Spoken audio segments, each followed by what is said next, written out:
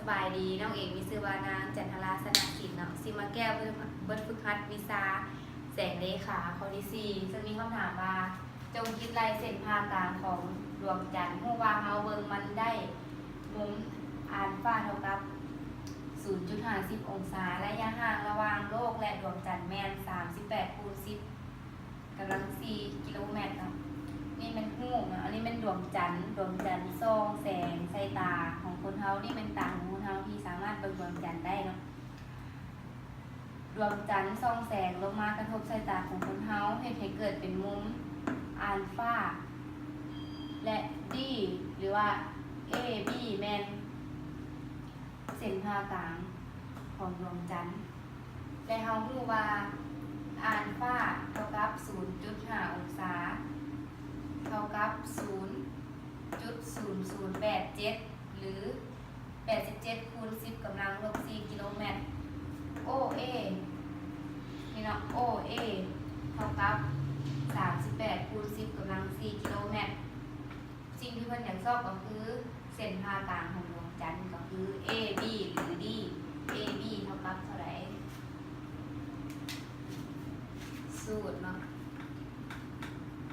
กันอัลฟาเท่ากับsin อัลฟา cos อัลฟา sin ก็คือแต่ a หา b cos ก็คือแต่ o หา a เขียนได้ดังนี้ sin แมน a หา b cos แมน o หา a ในนี้เพิ่นอยากให้เราสอบก็คือสอบ a b เท่ากับเท่าไหร่หรือเราจะเขียนสูตรให้สั้นลงก็ได้ a b ส่วนให้ o a สิ่งที่เพิ่นอยากได้ก็คือ a b ซึ่งเรามาถอน a b เท่ากับ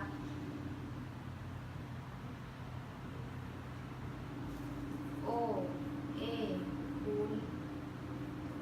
ตันอัลฟาแทนค่า a b เท่ากับ o a แมน38คูณ10กำลัง4ตันอัลฟาก็คือ87คูณ10กำลังลบ4บวก4ลบ4มันจะออกได้ฉะนั้น a b เท่ากับ38คูณ87เขียนต่อให้นี้เนาะ a b จะเท่ากับ3,300